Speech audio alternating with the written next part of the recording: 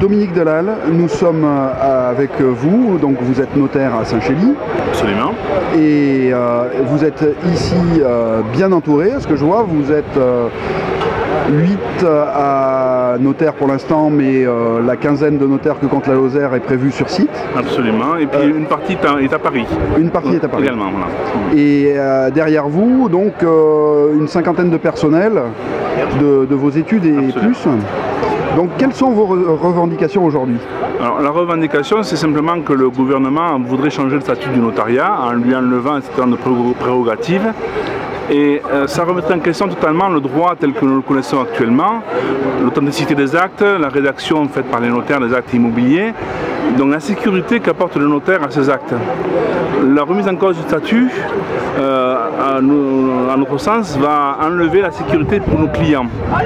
Parce que n'importe qui pourra faire un acte, et on a vu comment ça se fait aux États-Unis, le common law et en Angleterre, 30% des actes sont environ recalés, ils vont devant un tribunal. Alors qu'en France, c'est même pas 1 pour 1000 qui vont devant un tribunal, enfin, ou qui ont un litige, pas obligatoirement devant un tribunal. Donc on apporte quand même une sécurité juridique, et ça on voudrait le conserver.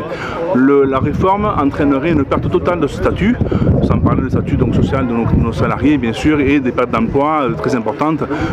Près d'un tiers des emplois de notariat disparaîtraient. Y compris sur le département? Sur le département et sur la France entière. Est-ce qu'au niveau du département de la Lozère, cette réforme aurait des incidences toutes particulières?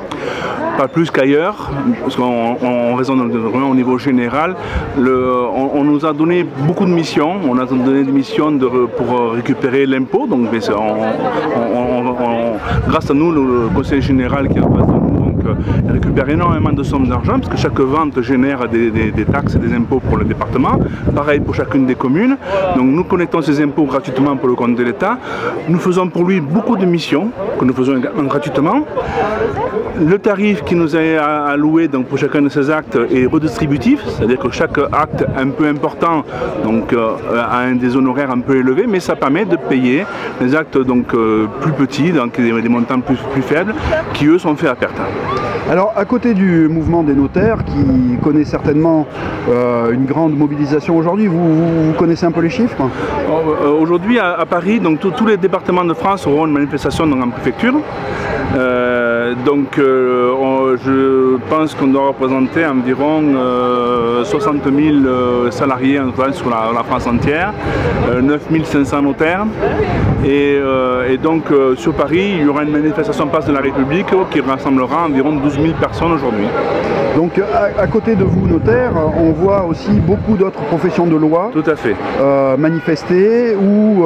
Alors pas que de loi, puisqu'en fait la réforme concerne toutes les professions réglementées, donc les notaires, mais également les huissiers, les taxis, enfin, tout un tas de professions qui effectivement réclament qu'on ne remette pas en question leur statut.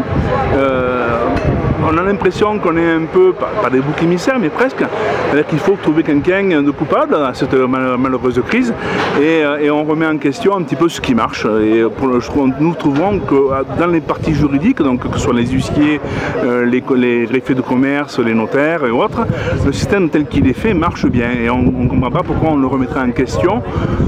Ça n'entraînera à notre avis aucun avantage économique. Au contraire, les petits actes vont se retrouver donc beaucoup plus cher, donc les personnes à moyens réduits auront de moins en moins de possibilités d'acheter.